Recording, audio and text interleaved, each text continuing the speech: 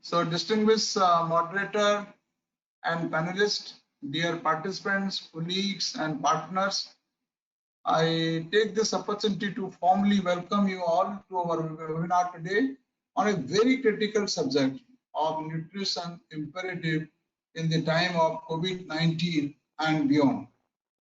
Heartfelt thanks to Simon, a thought leader, a visionary leader admired by one and all, for having agreed to not only personally contribute as a panelist, but also partner the initiative as co-host. Bayer is the co-host of this webinar, ladies and gentlemen. Along with them, our partners, WFP, UNICEF, and Impact for Nutrition are our supporting partners. And you can make out it is to their might that we could register today over 600 participants, not only from India, but from overseas as well. My special welcome to our distinguished moderator and the panel of speakers who need no introduction. In fact, each one of them is so well known that, in fact, I can leave it at the name. But in the interest of protocol, I would like to introduce to you first the moderator today, Ms. Geetanjali Master, my colleague from UNICEF, who handle public-private partnership, and she's a specialist in South India. And you will see her own magic today when she will be able to curate the conversation with all the panelists this afternoon. The next with us are Ms. Bishop Prajuli, WFP representative and the country director in India. Let me say, meeting him is always a treat, and whenever I meet him, I get so much of energy. So it is, you will see today also the same energy when he will be able to share his thought and insight with the group. And of course, my own dear Sir or Simon Vaigus, Chief Operating Officer, Crop Science Division of Bayer for India, Bangladesh, and Sri Lanka. He is the man who really came forward to stitch this entire conversation of today, presenting this webinar on nutrition imperative in the time of COVID-19 and beyond. And we have equally very important persona from the private sector, who also does not need any introduction. In fact, other day only I met him through this webinar. It was so fascinating to know him. Mr. Piyush Patnaik, he is the Managing Director, Cargill, India.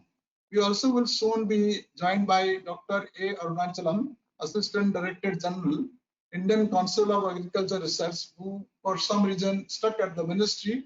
As soon as he gets free, he will join us soon. So you can imagine now their presence this afternoon truly bear testimony to their deep commitment to SDG 2, Zero Hunger, and SDG 3, Good Health and Well-being. I'm sure most people present today are fully aware of what UN Global Compact is all about, but still a few words about us for the benefit of those who are coming across GCNI perhaps for the first time. Some of you are aware, Global Compact Network India is the local arm of UNGC New York. It is the only UN agency in India that works as a custodian of all the 17 SDG. We are a membership-driven network that works in the areas of advocacy, research, capacity building, and programmatic intervention projects around SDG and 10 global UNGC principles.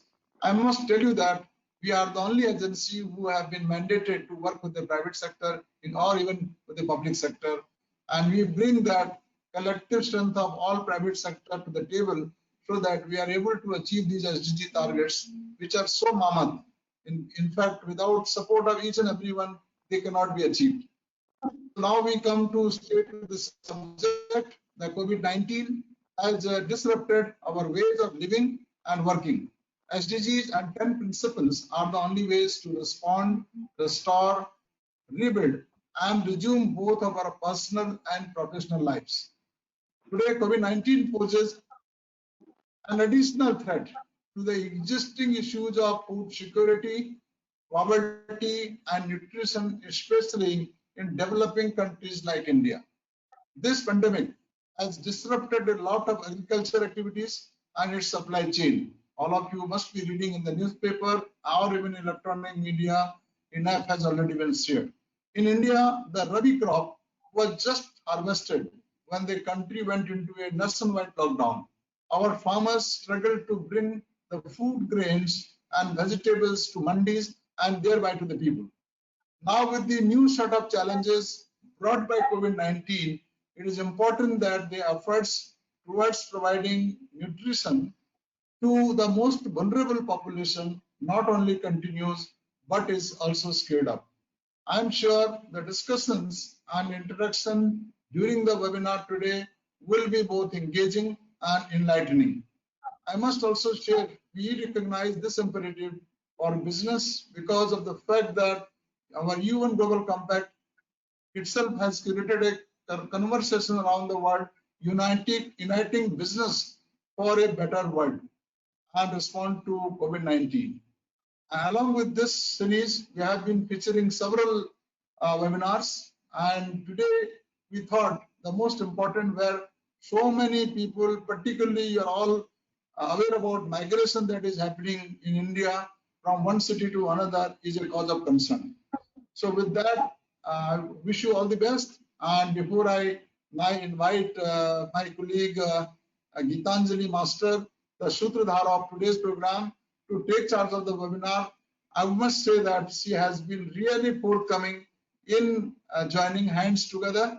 And today, despite her own challenges at work, she said, yes, I will be happy to drive this agenda. And she is very quickly accept our invitation. I must thank Gitanjali for always coming on board whenever we approach you. And thank you so much, and over to you. Thank you so much, Kamalji, and a very good afternoon to everybody. Really delighted to moderate this session today. I would request everybody else to be just on mute so that the voice doesn't echo.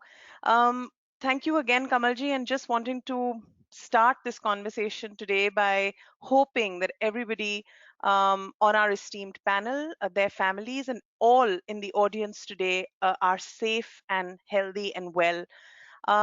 These are unprecedented times, and I think the consequences of the coronavirus outbreak has been felt around the world. For many families, as Kamalji was mentioning, this fast evolving situation has meant disrupted livelihoods, family illnesses, potential loss of household incomes, childcare, increased vulnerabilities. And I think really when we talk about vulnerabilities, we talk about the most marginalized. There is a big concern about the impact of COVID-19 pandemic on the nutrition status, therefore, of those most affected, particularly, like I mentioned, the poor and the vulnerable.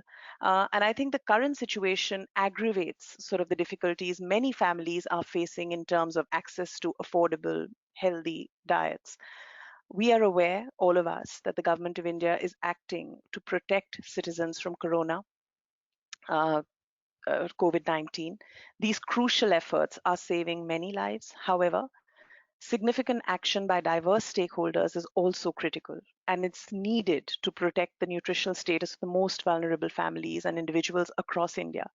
Kamalji mentioned the people who are having to leave their homes and move back to places where livelihoods are a concern. And I think we all really need to say that it has to be a collective coming together to address this issue. And while implementing appropriate sort of infection prevention control measures. And that's really the reason why we are here together, to hear, to listen to really important insights coming in the area of nutrition from thought leaders, from people in the private sector, who happen to be one of the key stakeholders, key partners in this entire discourse. So a sincere thanks again for joining us today. This is our esteemed panelists to whom you have all been introduced. I would like to begin the discussion today by requesting each of the panelists to share their insights around the issue of nutrition during COVID-19, just your overarching thoughts before we move into a quick Q&A and discussion. Maybe we could start with Simon. So over to you, Simon. All right, thank you very much. Namaste and welcome. Thank you to the Global Compact. I think what's interesting in times like these, the call for the United Nations becomes very loud, and we're looking at a global crisis. Still, let me focus a little bit on what we're doing in India, and I think to a certain degree, it is fair to say that India is specifically hard hit from a nutrition perspective when we look at the impact of COVID. Now, Bayer has set itself the vision of hunger for none, health for all. And we did that literally a year ago to revamp a little bit how the organization is positioning itself in the world. And when you think of it, that puts a specific responsibility on us in a situation like this one, where we know it is a health crisis, but even more so in countries like India, we need to make sure that it doesn't become even more so a nutritional crisis. We have committed ourselves to improving the livelihood of 100 million smallholders, and that again is something which is very instrumental to making the food system in India more resilient. We are the country where we are facing, actually, I was looking at the statistics this morning, 30% of the world's malnutrition children, and there was also obviously the topic of stunting comes in, live in India, and this was before the COVID crisis. And when you see also, I was attending a webinar by McKinsey just last week, and they were talking about the impact on specifically smallholder farmers in India due to this crisis. It makes it that much more important that we work together. And I think this is the important part. A single organization, and I would dare to say even a single government, will struggle to really deal with this crisis and overcome this crisis. We all know that economic inequality and access to good food is a challenge, if I may say so, in the best of times in this country already, and it is escalated all the more so today. The lockdown has limited farmer access to markets, and that has risked actually a shift towards government procured crops, or what we are facing or seeing right now is that actually farmers are trying to get out of risk, and they say, let us produce what we can more easily sell. And actually that means that the vegetable production may potentially be impacted, which will lead to higher prices, and therewith you're in the cycle of saying, if we already have an excess problem, if it gets more expensive, then this will be escalated. Now, one example I picked up just this morning is that the state of Telangana, for example, is trying to,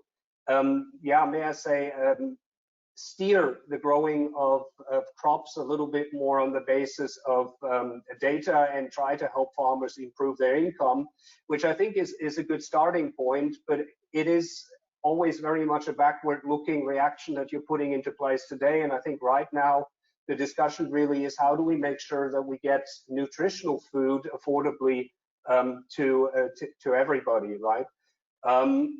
What we specifically have been looking at is more market linkages. So to a certain degree, what we do see is that e-commerce and direct procurement from farmers is helping at least support farmers in their livelihood a little bit more. But that clearly is more focused towards, if you like, the middle income area, where already the nutritional challenge is not so big. So it is upon us really to say, okay, how do we do two things? One is obviously really deal in this crisis and help people that are needy right now. But how do we take this also as a potential opportunity to rethink more consistent and sustainable supply of nutritious food also to the very needy? And with that, I would like to hand over maybe to the next panelist. Thank you very much for giving me the opportunity, and I look forward to the questions later. Thank you so much, Simon, for your important insights, and be sure we'd love to hear from you now.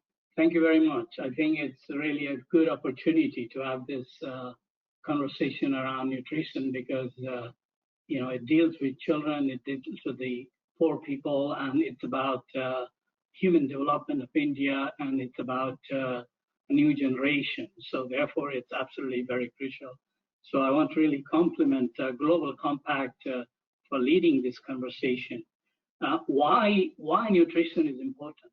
The reason it's so important is also that it's about, at the earliest stage of a child, you need a good nutritive food so the brain development takes place, and you have a good potential for the future. And also the huge concern in India is the rise in child death at early stages because of malnutrition. And furthermore, the concern is economically. Investment in nutrition is worthwhile economically, and it has a huge return going forward. Coming to India, the big concern we have and challenging situation is as we just heard from Simon, we have a very high level of stunting and the concern of malnutrition. And therefore, given that situation, to be aware of and address that issue upfront and respond and prepare is really critical. And as Kamal touched on, the whole issue of SDG 2, hunger, and it boils down across several SDGs, and therefore it's an important element to touch on. In the context of India, why does India have such a high level of malnutrition? The situation is that India has so much plenty. Actually, it has reached self-sufficiency, and also the government is investing so much money and resources, and there are several programs targeting the issue. But still, there are challenges in terms of malnutrition because malnutrition is a factor of food self-sufficiency, not just the rice and the bread, but also vegetables, minerals, vitamins, composite of that. And there has been a serious concern that part has been really deficit in India, and also there are problem of health, diarrhea, shortage of water issues, and lastly also concern about the social behavior, the knowledge among mothers in terms of a diversified food need, etc. And finally, the attribution of malnutrition in children is a factor of how is the mother, how has been her weight, how has she been during the pregnancy, and then soon after pregnancy, when the child starts eating food and how healthy, etc. The whole concept of 1,000 days. Therefore, these factors are being further aggravated by the whole COVID situation.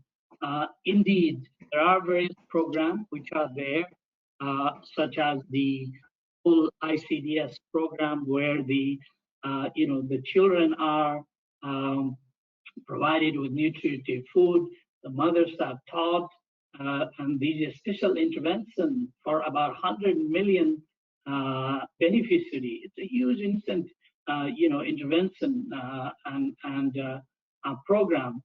Second is the whole school lunch program, midday meal. It covers 120 million students in elementary and middle school. And then there is the huge program of TPDS, where the close to 800 million people are receiving food support. Unfortunately, the challenge has been is because the lockdown and also this COVID and social distancing, some of the regular access to these have been threatened. Although I must applaud, the government has come out with a really great initiative, delivering food to the houses, providing cash to the students, and the huge program from the government to increase food ration, doubling it in the last 3 months, and then now further increase by additional 2 months, including provision of pulses and etc. These have been great measures, but there have been some challenges. For example, the whole TPDS system is based on access to certain ration cards, and then you have that you are on that list, etc. And there have been challenges at the early stages, many people not getting food rations, but I must say the states have brought out an intervention and have introduced a measure that everyone who comes or everyone who is poor needing would get it, irrespective of they have a this public distribution ration card or not. And lately they have introduced this EPOS, One Nation, One Card system, which is a really great innovative approach. But then this is the food part of it. But there are the other parts in terms of the water and sanitation, the health system. They've been all disrupted, and the livelihood through which people buy food, and that have been disrupted because of the factories closed down, the job loss, and because of this COVID, and it has all threatened the system which existed in the past, in spite of great efforts and etc. So we believe with partnership with societies, with communities, and advocacy, and including engagement with the private sectors, we can bring a difference. The United Nations World Food Program, we have been extensively engaged in a number of ways, in our own little way, to support in this process. We have been bringing innovative tools, application to bring farmers to the market, so the market have access to fruits, vegetables, those things. We are also introducing technology to improve system, such as like the supply chain is improved, and also have been working on the EPOS system. The whole issue of fortification of food commodities, so that there is a improved balanced diet, and those things we are working on. And also we have been linking very closely with this Empower group, and providing real-time information and flagging out issues to support government in terms of various direct interventions. So there are challenges, there are big efforts, but I think going forward we still need to do a few more things, and we must pay attention to the nutrition issue. Yesterday only this global nutrition report was issued, and they are telling us that we may be at a threat in achieving nutrition target by 2025. And there the target was reducing stunting by 40% for under 5, reducing prevalence of anemia for 19 to 49 by 50%, and ensuring 30% reduction in the birth weight as well as overweight issues, including the whole issue of wasting reduction for under 5, and breastfeeding. These like 5 areas. So we have a threat, but we still have the time. I think what we need to do is redouble our efforts, working together, and the communities, individuals, private sector, civil societies. We all have a role to play to complement government efforts, and they are putting a huge investment. But what we need to do is support in that process. So thank you very much indeed. Very, very much, Bisho. I think, you've really outlined some of the very foundational issues, I think, when we talk about nutrition among children, malnutrition setting in at a very early age, and all of that getting accentuated by and during COVID. So thank you very much for your insights. Over now to Piyush. We would love to hear your insights on nutrition in the context of COVID. Over to you.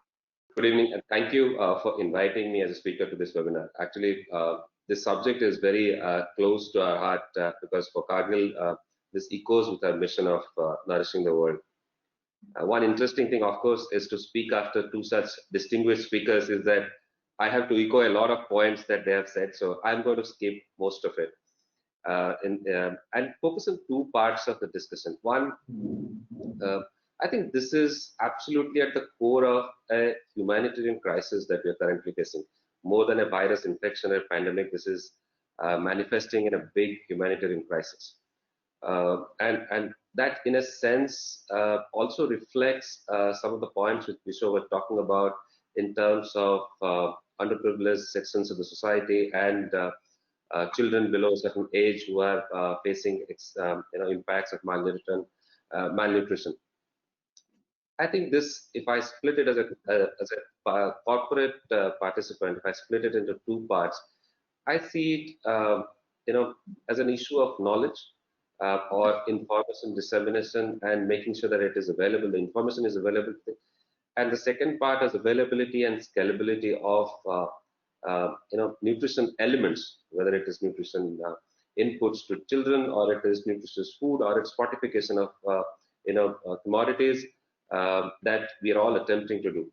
I think for Cargill, this is at bang in the center of what we do. We are a company which provides an essential service to the world, delivering food, feed, and ingredients to the larger world. And for us, this has been a real test of our core values, because what we do is that we play a critical role, as is the case with many players in the world and some of the other co-participants, is to manage the continuity of the food supply chain. And one thing that has happened good is within this crisis, the global food supply chain has been intact, and it also, in a sense, proves the dependability on the global food supply chain. In a long way, this is the baseline. This is the framework. This is the frame on which we're going to build the nutrition delivery mechanism. And there are two parts to it as a private sector participant that I see. Is one is, for us, the core value is putting people first. And this extends from beyond our own closed loop systems to extended communities that we live in. And we are absolutely exhibiting that as a company. And I'm seeing many of my peer group companies in the agri and food sector who are doing the similar stuff by delivering food stuff, delivering a lot of relief work in the communities that we live in. One of the core things that we have to look at is obviously there are elements of corporate social responsibility work that corporates are doing that has a scale, that has an application, that has an impact level, which is obviously in a smaller frame. But there are commercial enterprises which have a role where the job of nutrition can be done in a way that it benefits the overall agri and food value chain and eventually creates value in terms of commercial value for all the participants. In that way, a lot of that value percolates back to all the participants, whether it's the farmer at the farm pit stop or it is participants at the aggregation mandi level. So it's eventually a lot of value that's created. So the 2 points that I want to echo out loud is that this is absolutely in the center of what we need to do as both corporates and global policymakers and governments, and some of it is already happening. The second part is that as much as availability of foodstuff and nutrition supplements is important, so is the availability of information and certain level of education for players that is important. One of the most interesting things that I wanted to talk about is something that we're doing with the World Food Program in the Jaisalmer district in Rajasthan. There's a small program that we are doing, but obviously it's much bigger scope, is trying to actually impact a certain section of the population for better quality nutrition. And what we are doing is, one, we are disseminating more amount of knowledge and information about the nutrition requirements, and also focusing on a certain segment of the younger population between 6 to 36 months of age, which obviously is the age where it has a critical impact in terms of overall. I think this is just one example, but then across India, there are hundreds of such things which are happening. And I just want to end with my opening remarks with one point, that there is never going to be enough of this.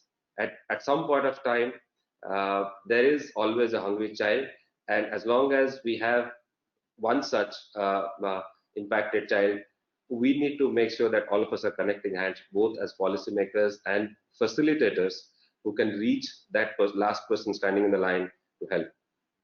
Thank you. Thank you so much, Piyush. And I think I take away your last statement about a collective.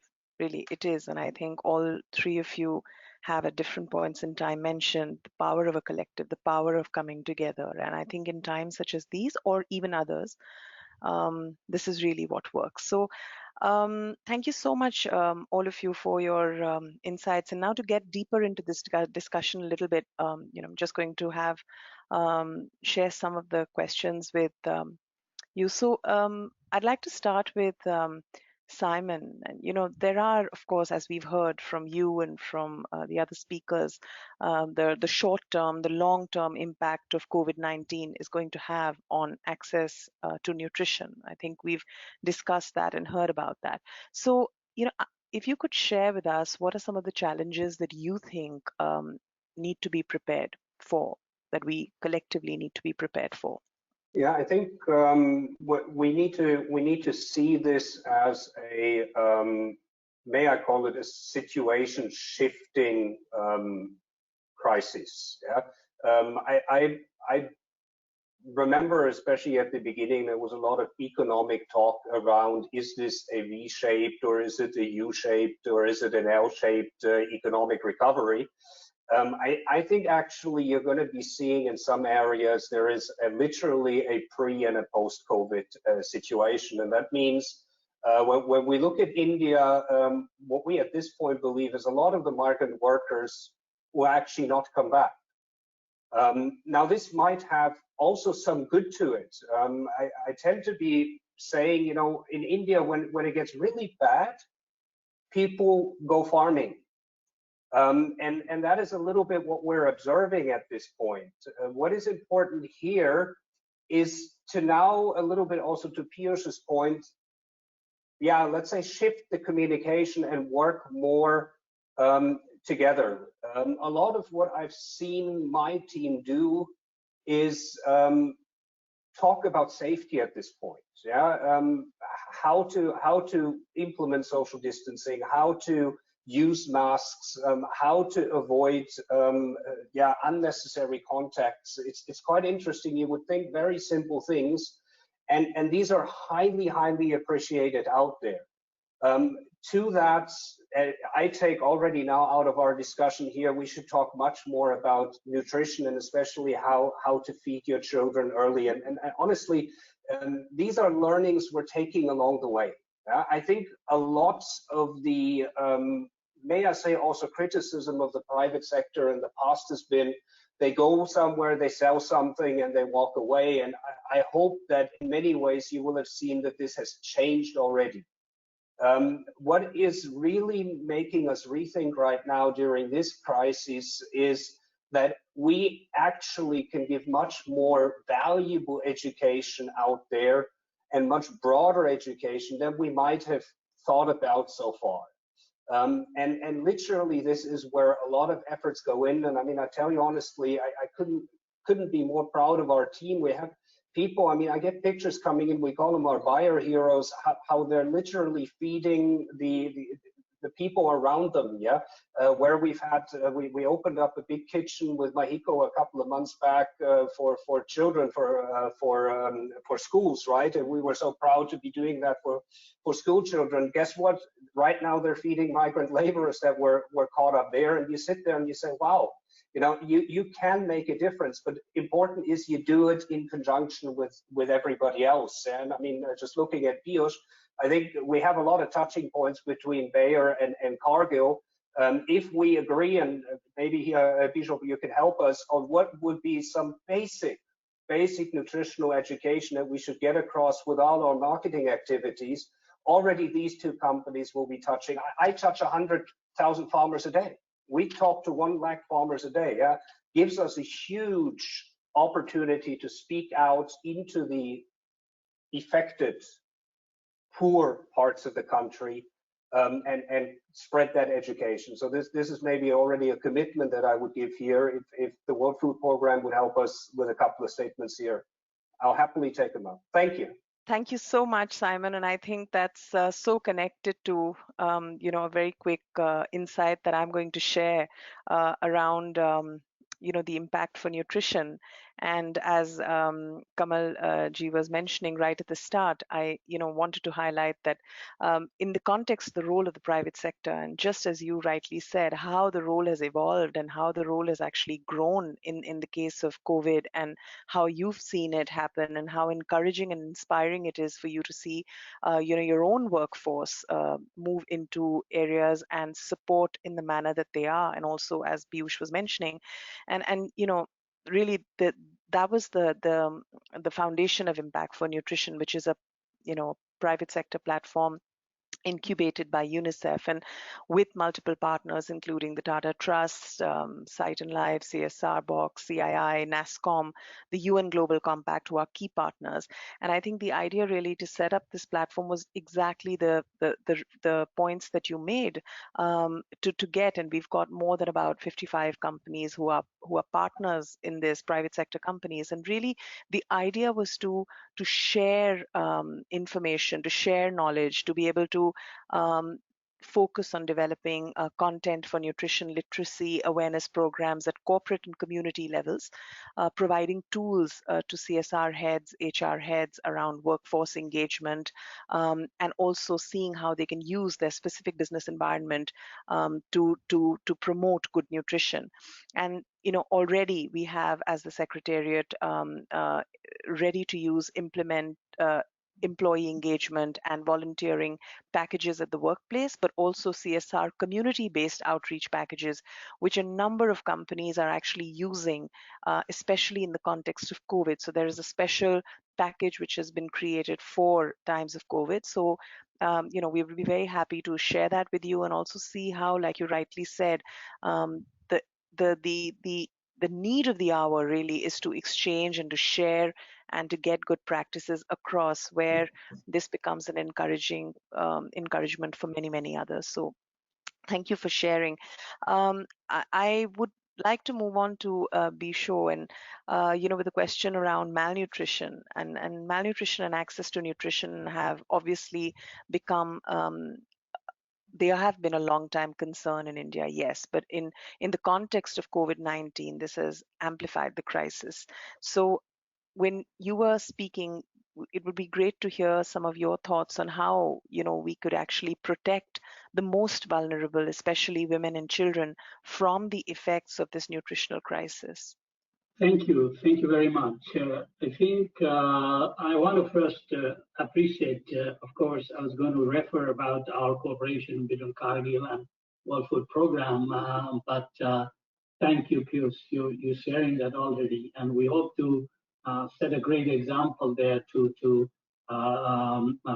multiply to other states through that example.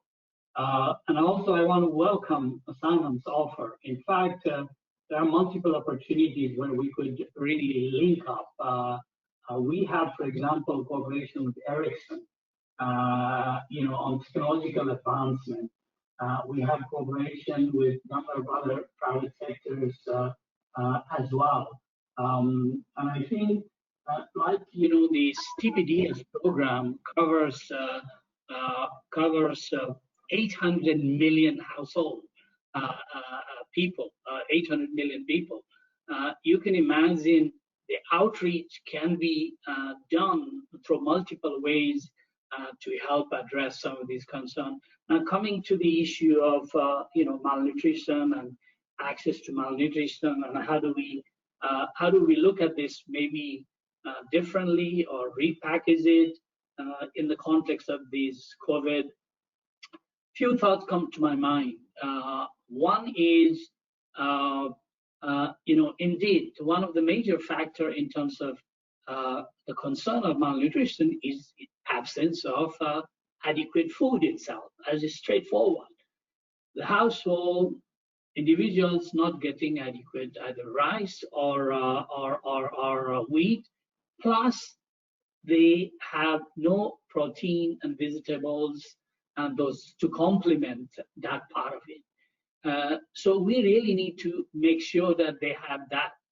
Now, just to give you an example, I mean, government introduced these extra pulses for this, COVID period to distribute.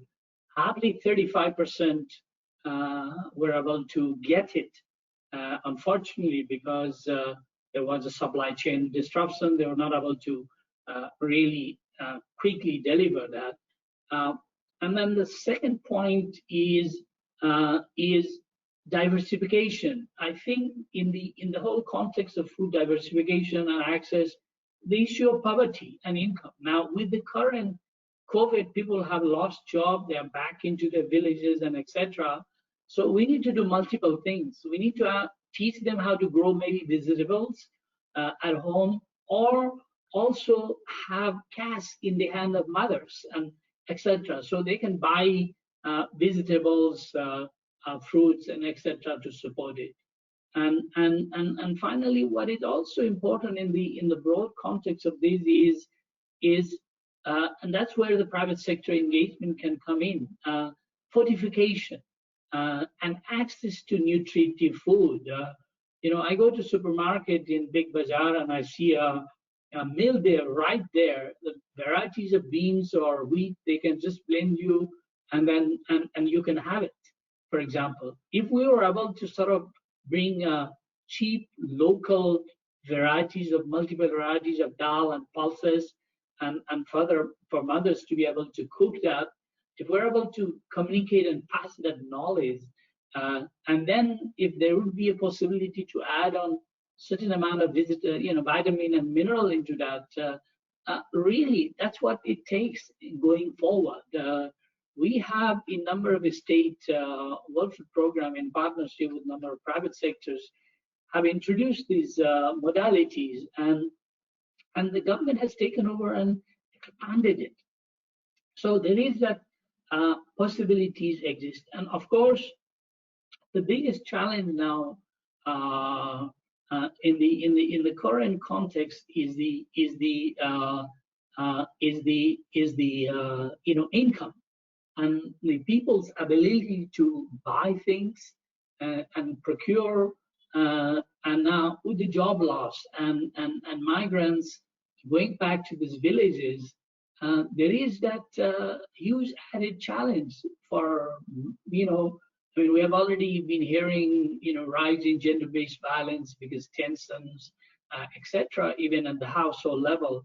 So we need a multiple approach to really reach out to the most vulnerable and poorest communities, especially children and women, and see how best we could reach that. Now, there is this number of programs, I stated the government programs are there. Maybe there should be a special additional element of support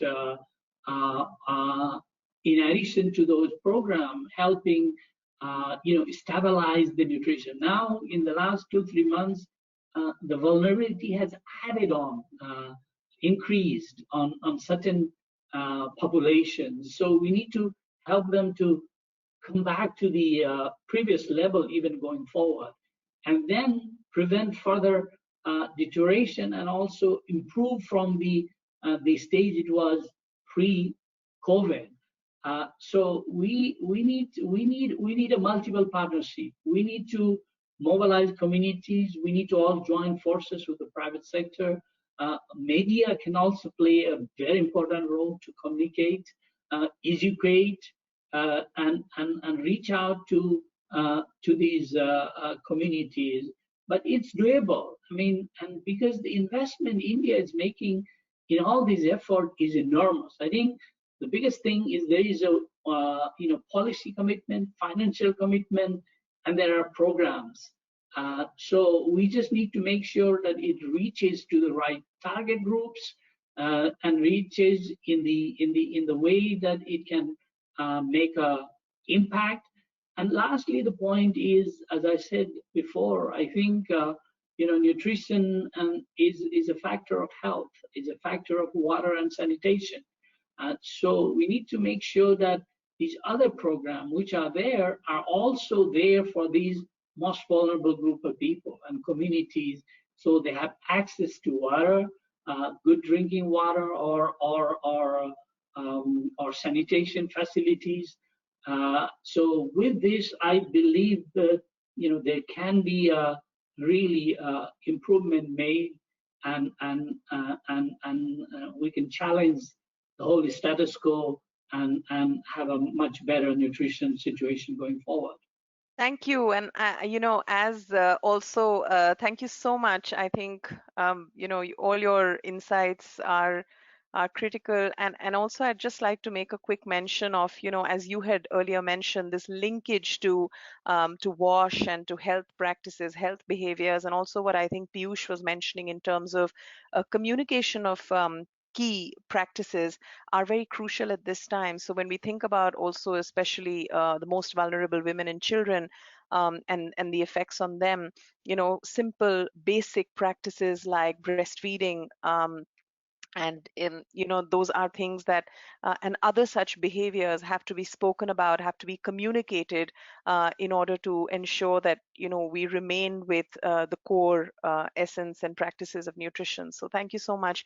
I'd move on to our next question, and that is to Piyush from Kargil. So, what role do you think that we have been discussing, but it'll be good, and you already mentioned some examples, Piyush, you did, in terms of the private sector's role to play, to improve access to nutrition and address the challenges of malnutrition, not just during COVID-19, but also beyond. I think you did address some of this, giving some very key examples also of programs that you have in different states and in partnership with WFP. But it would be great to also hear your views on, your supply chain, the private sector supply chain per se. How can they play a significant role in this? Over to you, Piyush. Before I start that question, I just wanted to respond to what Bisho was saying, and I completely echo the point that you mentioned about fruits and vegetables growing and how we can actually teach farmers and in localized ways. Just to give an example, Kargil is currently actually working with 5,000 women farmers in Karnataka, in the district of Davangere, to help educate how you can grow in your backyard, in your kitchen gardens, fruits and vegetables, which is both an income and also helps in adding back that beyond cereals to their food plate. I think that's we are doing it 5,000. Why it can't be 5 million or 50 million is a question that I completely echo what Simon was saying, that as a collective, there is a possibility to scale up something like that beyond a few thousands to few million. So it's clearly scalable and impact creating. So I think to the question that you asked, I see the role in three fronts. One is what the companies are doing in the space of corporate social responsibility for nutrition. The second part is what companies are doing across the value chain as a commercial enterprise, which is eventually impacting the nutrition both on the availability side and also on the information, the knowledge dissemination side. And the third part, which is the baseline, which makes everything viable, is what a company is doing in the space of sustainability to make sure that the overall thing it stays there. I'm not going to talk a lot about the CSR piece. I think a lot has been spoken about it, and companies also talk a lot about it. I want to talk about the second one, and I'm going to frame it narrowly and say India has about, give or take, about 140 million farmers, right? Huge population, huge impacted part of the population, and if you add the families and you add the communities that they live in, it's multiplied. Now, I look at it that as a company and as corporates, we have a huge role to play in how do we carry impact back to the overall farming value chain. I'm just going to give a few examples. I'm not going to talk about a lot of it, but the way we manage wastage, what role corporates can play, the way we manage wastage, the way we do farmhead processing, the way we can really bring in technology services, some of it companies like Bayer are already doing in the space of input and other inputs, agro-industrial clusters that can happen in districts. When you do all of these activities together, it creates significant value, and some of it percolates back to that 140 million impacted families. That's huge. I think the point that Vishu mentioned, that eventually baseline nutrition is about availability of food and availability of nutritious food to the population. I think this is one section in which corporates can really impact. The third part on which I think is significantly important is the sustainability piece, both human sustainability and also environmental sustainability. And to me, and to Cargill as a whole, that's absolutely important, because all the work that corporates do across the supply chain, and all the work that all of us do in this space to impact livelihoods, impact nutrition, needs to be viable in the long run. And for it to be viable and to be available to the most vulnerable parts of the communities, we have to make it broadly inclusive. And that, to me, is the core of sustainability practices that's being advocated by the United Nations, and also being advocated across the world by scientists now. So from that point of view, I see it as that. If I sum it up, what corporates really bring, corporates bring a certain set of skill set and program management, the ability to really scale up capital, and most importantly in the current frame of things is technology. Not just the physical technology, but also digital technology to connect back and make sure that there is information dissemination, and there also connectivity across the overall food value chain to make sure that there is value being transferred across the nodes. So that I think is what I would put as the role of the private sector. Obviously, different companies pick up different parts of these three elements and amplify their own actions around it. The takeaway really is sustainability, and I think there has to be alignment there, because really everything has to be rooted in that. Moving on to Simon, I'll come next to you. Since we're talking about the private sector, and we're talking about, and Piyush just mentioned three very critical pieces, including capital, technology, skills. Could you share with us some sort of good practices that you're of how your offices, you did mention something about your some of the interventions that are taking place, which are rather motivating to listen to, and it would be great to hear if you could share maybe with us one or two good practices in other countries where how they have actually secured food and nutrition supply chain during this pandemic. Yeah, I think what is extremely important to realize is that the scale of the challenge is significantly bigger in India than in most other countries of the world. I like the example China a little bit because it's gone through it, and people were also talking about huge migration. But when you think of it, they were talking about a holiday. This was Chinese New Year. This has nothing to do with shifts of people that potentially, as I was saying, the migrant laborers might not be coming back. Having said that, important is that the interventions that you take should be targeted at becoming sustainable, at changing habits.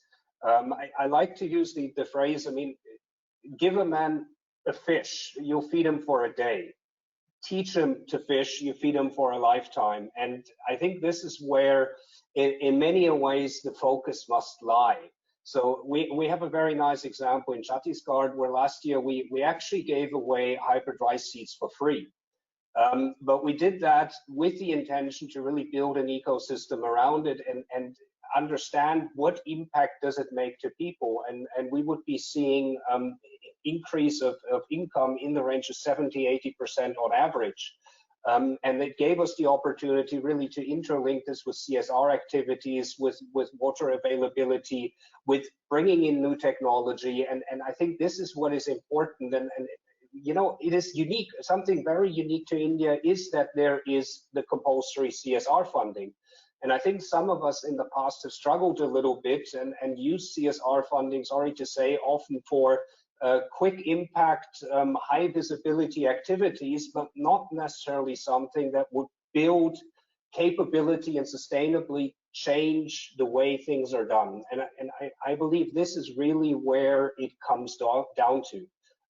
While right now we need to solve the immediate concerns, we should always ask ourselves, can we take interventions at this point that will actually lead to a change in behavior, and with that sustainably improve the situation? And that would be my focal point for everything that we do right now. Let's use, and it's stupid, but let's use this crisis literally as an opportunity to rethink any and all approaches that we take, and how can we make that much more a beneficial impact on the people that we interact with, and with that improve the situation in the country for good. Yeah, thank you, Simon. I think really it's always been about, the software and the hardware that people talk about, that, can we build things quickly, can we put out things related to CSR, which can be seen. But I think really, however many things you have, or schools you build, or wash stations you have, the essence of it is how people are going to use them. Are they tuned? Is the behavior? Are the practices? Is there understanding so core that they believe in something like this is going to improve their lives? So I think really, if we are able to link that CSR piece, as you're rightly mentioning, it can make so much difference, invested in the right longer term initiatives, which will really make a difference to people's lives at the core. So thank you for that. And I will, would like to ask my second question to Bisho. In the context of the government's current plans around COVID-19 response plans across areas, and I'm asking you specifically this because you so rightly mentioned that nutrition is not standalone. It's very much linked to WASH, it's linked to health, it's linked to the larger response plans which are there. So what would your recommendations be as a collective to the government on how to actually include and ensure access to nutrition in these plans, specifically from the lens of the last mile, reaching the last mile with good nutrition? I think that's a very, very important question. At the end of the day, what we do today makes a difference for tomorrow, correct? So action we are looking at. The first good thing is about the commitment of the government. I think there is a strong commitment of the government. They have already brought a third or fourth stimulus, starting from direct relief, food support, and an increase of that again further. Then there are various packages to different groups of beneficiaries, including farmers, smallholder, etc. So I have like 5 points recommendation I have going forward in that. The first one I want to say is, given this huge challenge of movement of 60 to 80 million migrants back to village, losing jobs and etc., I'm not sure they are ready to recover, to have full access of their food through their own income. So although the government has now extended for 2 more months, and then I don't know if all these people are in the list of these ration cards. So I would say include everyone who needs help. Don't limit to the ration cards for the next 2-3 months. And then it may be that needs to be extended beyond 2 months, depending on how the situation evolves. So we need to make sure that they have enough food to eat. That's number one. And then number two, I would suggest is diversification of the food.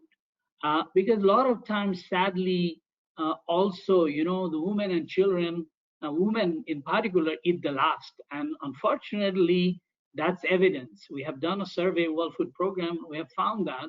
So we need to make sure that there is enough at home, so there is enough left also for women to eat at the end of the day, and those most vulnerable one, and etc. And then the diversification. diversification in the food basket. Now there is the rice and then the wheat, but what's about pulses? I think the amount of pulses available should be adequate. The last distribution of pulses, as I was saying before, was not even adequately accessible and thus delivered. Whatever delivered to the states was distributed. So it's really important to have that diversification, food diversification. I would urge an inclusion of cash to the household, to the woman, in the woman's hands, so they can buy it. That can also help multiply the local economy because the markets, and that will generate potential for people to grow, and given all these closure of the economy, it will really help push that further. The third point I would say is, there are these programs, Manrega and others, job employment programs, to create job for the youth, unemployed, those who have come. I'm very glad to hear there is more budget has been put into that. Now here is an opportunity to really engage those into activities such as rural infrastructure or afforestation, environment program. And I would say maybe there is also an opportunity to extend that through like food for assets type of program.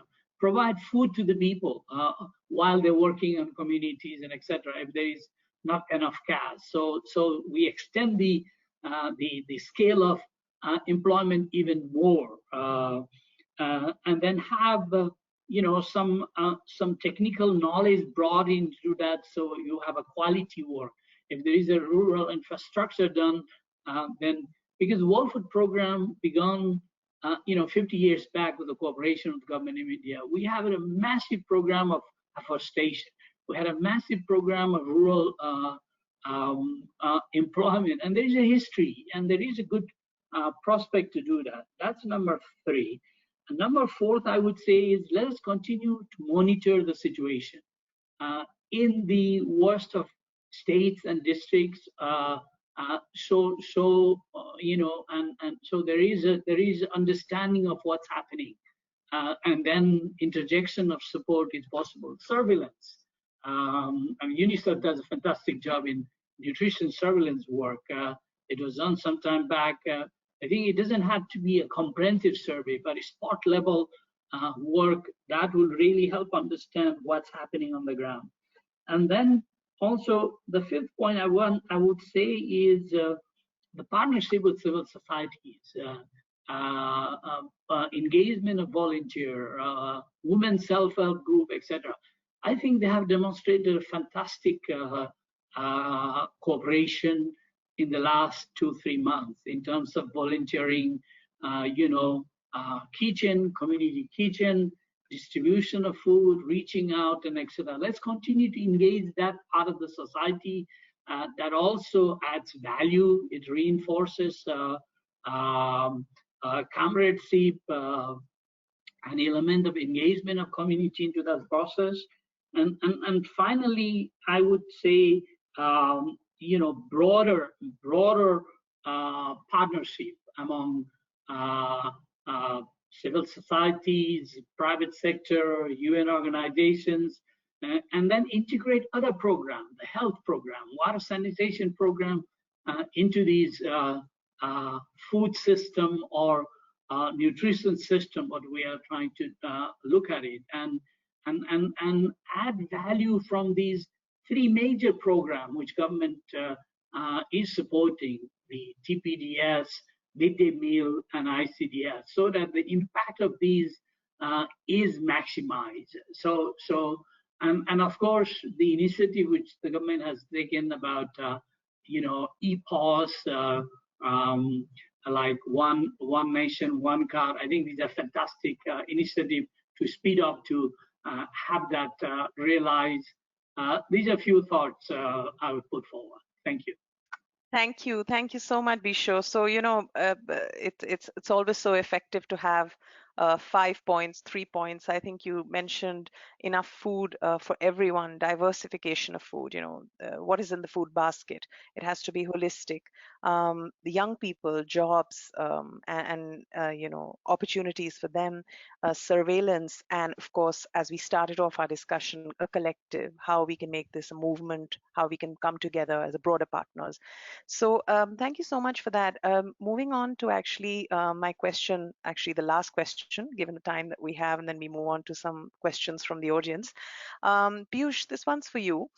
Could you highlight to us how there can be linkages made between farmers to markets and customers with sustainable nutrition solutions in times of crisis like today and beyond? So just those, you already did mention that, bringing technology, bringing information to farmers, but if you could give a little bit more insight on this, please. I think it's a very interesting question.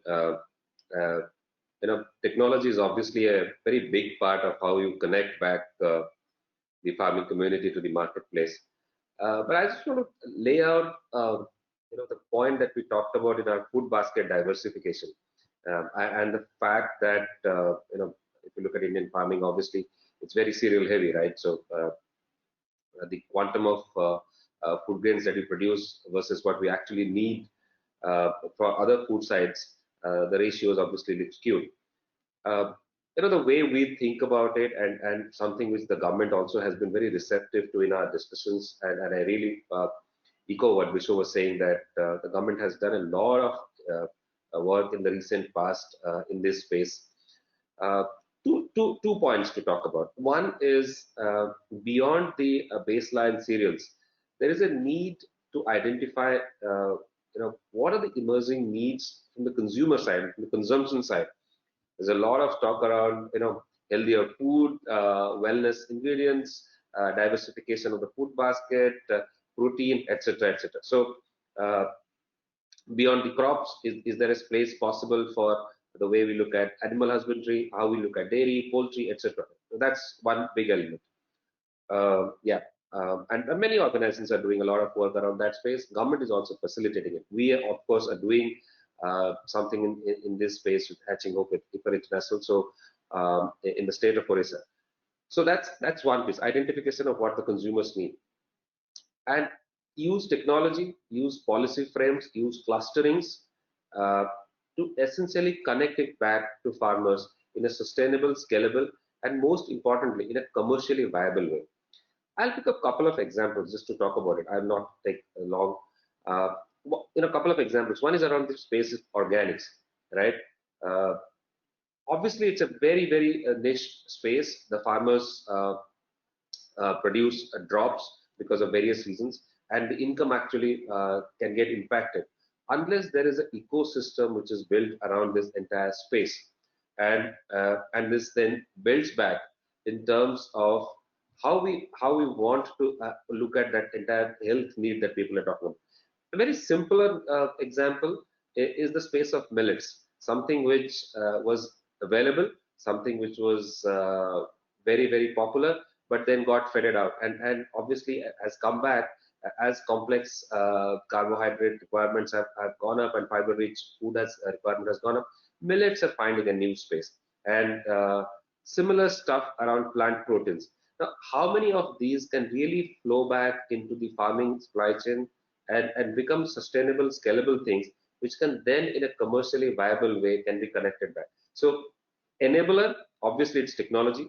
Enabler to make it commercially viable, and eventually link back the emerging consumption needs back to the farm in a more sustainable way. Couple of things which have happened and is going to help is obviously this recent policy announcement that the government has done in the agri-reform space. The fact that we are currently moving beyond the APMCs in terms of the transaction is definitely a big space. The ability of farmers to directly trade with big retailers and corporates is going to help, and the ability of corporates to also grow in a combined way to some select clusters is another fantastic help. Public-private partnership around the space of food storage is something that is already happening and will go up. and in a very big way. Yeah, and and the technology space. Couple of very quick examples. The way blockchain is getting used for certification of origin and certification of genuineness of a particular product. So that's one thing which is very good. The way artificial intelligence and machine learning is used to certify the quality of the product just by looking at pictures. So there's interesting work happening across all of these elements, and I think in a composite way, the policy framework is getting evolved very beautifully.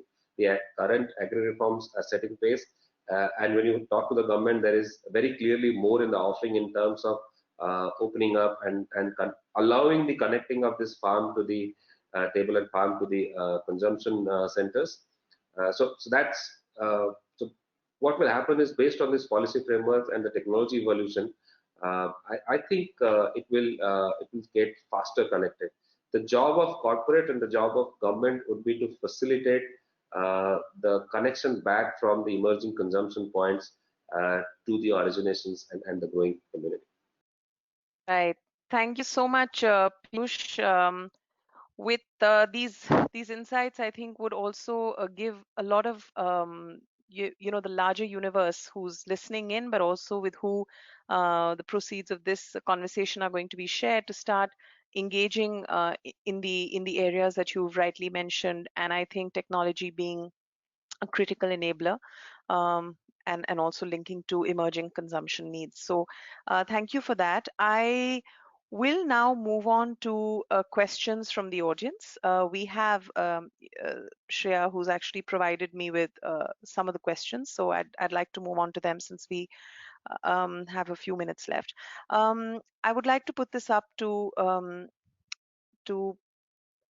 possibly any of the panelists. How can we leverage on the strength of volunteerism in our country, specifically for tackling nutrition issues? Maybe I think, Simon, if you could share this. You had given an example in a, you know, when you were defining what activation is happening at Bayer. So how do you think this can actually transcend into larger volunteerism in our country for tackling nutrition? Yeah, I think it's partly to do with making it simple, right? This is a little bit why I was looking at Bischoff as well. If you can somehow make it almost a habit to say, whenever you interact with potentially underserved sectors of the country, to add in, at this point, obviously, some advice on safety and COVID, but just as well some advice on nutrition, it is, I think, going to make a significant difference. There is a lot of economic activity also happening in the hinterlands of the country. And I mean, volunteerism is definitely great, no question. The question for me is sometimes the sustainability around it. When you go out now and say, does somebody want to help fight the COVID crisis, you get a lot of people saying yes, as long as I don't need to leave my house, because they're afraid to attract the virus themselves. So I think it's a bit more to do with really asking yourselves, and especially those which do deal in the non-urban areas of the country, and that literally is us who deal in agriculture, to think a little bit broader about how we approach the topic of nutrition. I think that's for me, at least, again, the takeaway.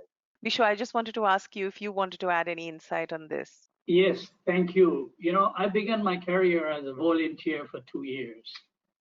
Why did I volunteer? And the opportunity, why are the youth looking for that opportunity? It's self-motivating. For young people, it leaves the foundation to start your new life. So it's a win-win for the community as well as for that individuals. And I think what we are talking here in the context of nutrition is a basic education element. It's a communication. It's not rocket science, really that sophisticated specialized language. So I think there is a huge, enormous scope. And also historically, India is rich from that, you know, helping others, helping neighbors, helping society. India has that deep-rooted culture. I think creating that opportunity is fantastic. In fact, I did run a program in Indonesia, in the slum of Indonesia, nutrition program. It's about 15, 20 years back. We had 500,000 mothers, and then we mobilized youth university students, and we had an NGO who gave the space for the university students to come and work during their holidays and then on weekends. So we just need to create a platform, but I believe there's enormous scope to engage volunteers and support in this area. Thank you so much, Bisho, and it's really it's inspiring, I think, to hear you, and also to millions of sort of young people out there, because you're so right. I think there's always that fire, that desire to be able to connect and to do. And I think if there are some base opportunities created, they start thinking in that direction, which can be extremely encouraging for them. So thank you for that insight. And also thank you, Simon, for your thoughts on this. So one of the questions, and maybe, Piyush could share this with you.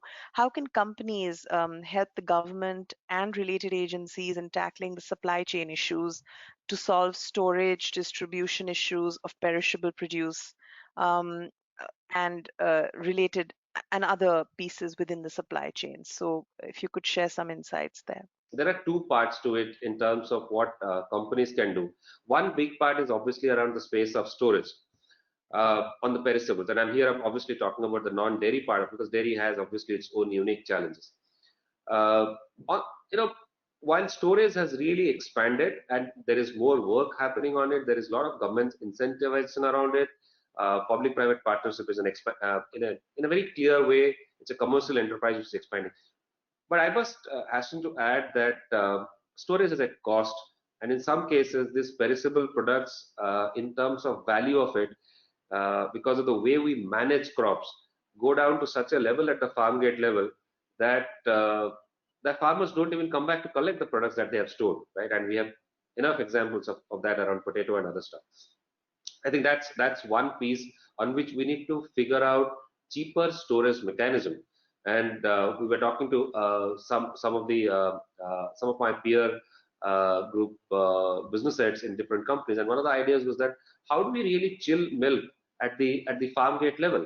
Because obviously a farmer which has 4 or 5 cows or buffaloes is not going to have a chiller. Because is there a possibility to create a 50-liter chiller, which is not really costing 50,000, 70,000 rupees, but a smaller unit?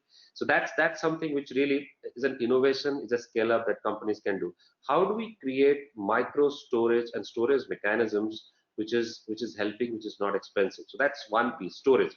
The second piece, which I think is more powerful and which needs to get more help, we have it in clusters, but we need to have it at a far bigger element, is around this farm gate processing of agro produce, and do it in a circular loop so that the overall system can impact.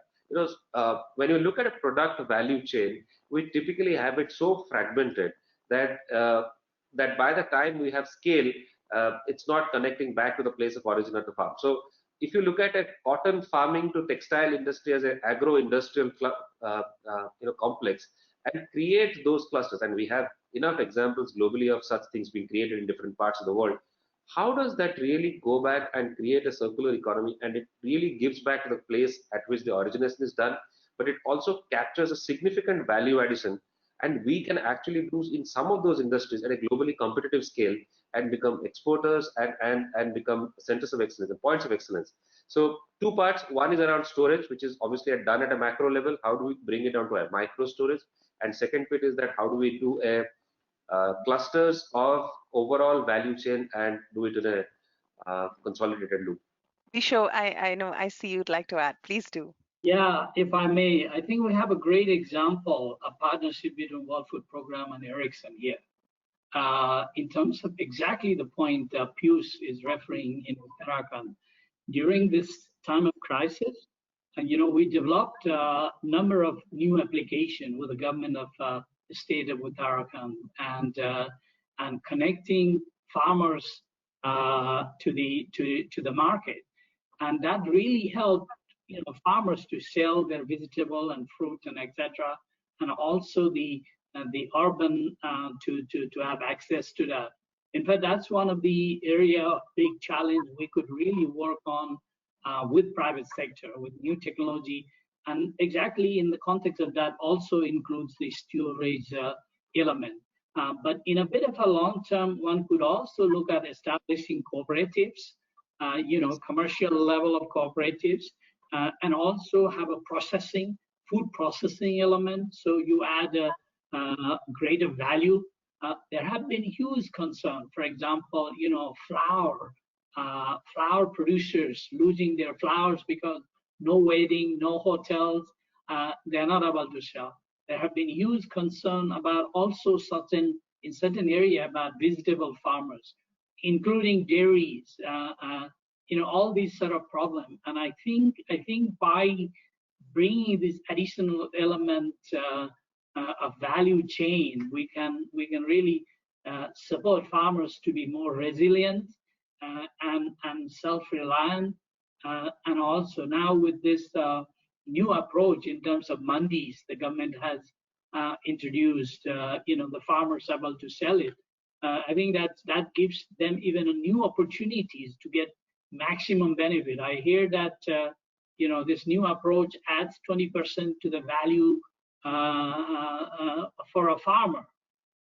So it's a win-win for the farmer as well as the consumer, and you reduce that. So just a few examples. Thank you. Thank you so much, Bisho. And I think that, we could actually continue this conversation. I personally feel very strongly about it, and I think it's interesting for all of us.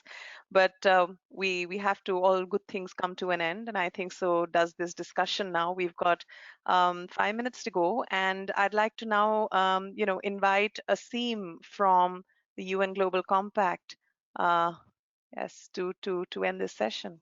Thank you, Aseem. Thank you so much. I hope I am audible to all. First and foremost, I would like to thank the audience who on a Tuesday afternoon were with us, very curious, asking questions. Thank you so much. You are the very purpose of our existence. And we will take your feedback and come back with many more such initiatives. Now, it is my turn to thank all the partners and support providers to this wonderful session that we've just had. So let me thank Bayer, our co-partner, and also our support partners, World Food Program, UNICEF, and Impact for Nutrition. Without your support, this would not have been possible. Now, I must take this opportunity now particularly to thank our dear moderator and a personal friend, philosopher and guide. So she actually is very passionate about this subject, because we work with her at the Impact for Nutrition. And you could have all enjoyed the passion with which she was involved in the whole process. And that is the best example of somebody enlightening you and yet trying to learn at the same time. So hats off to you, Gitanjali, and we will continue our journey together. Coming to Simon, the distinguished panelist, and Bisho and Piyush, I think between the three of you, although we missed the participation of Dr. Arunachalam, who could not come out of the ministry meeting, but the three of you, like the Tradev in Indian mythology, you covered the length and breadth of the subject. And as Gitanjali rightly said, we feel we could have gone on and on. But since we have a timeline to follow, I take this moment to profusely thank each one of you for enlightening us and engaging us with not only the theoretical constructs, but also the practical aspects. From industry also, we got so much knowledge about the various elements of touching the lives of the farmers and the problem at the ground level, about supply chain and cold chain. And from Bisho, we got the overall picture, the big picture, where you not only look at supporting one part, but from one end to the other, it is our responsibility, duty, and privilege to be able to support this program. So without taking further time, I would once again thank you all the attendees, the moderator and the panelists, and also the team at Socio Leaders, Sustainivers, and the team at GCNI led by Mr. Kamal Singh. It is his inspiration that we keep coming out with, initiative after initiative. He is a very hard taskmaster. And also with a promise that with the gentleman and the lady here, we will continue this to drive this movement, because we are committed. And I want to end by saying that together we can, and together we will. Thank you very much.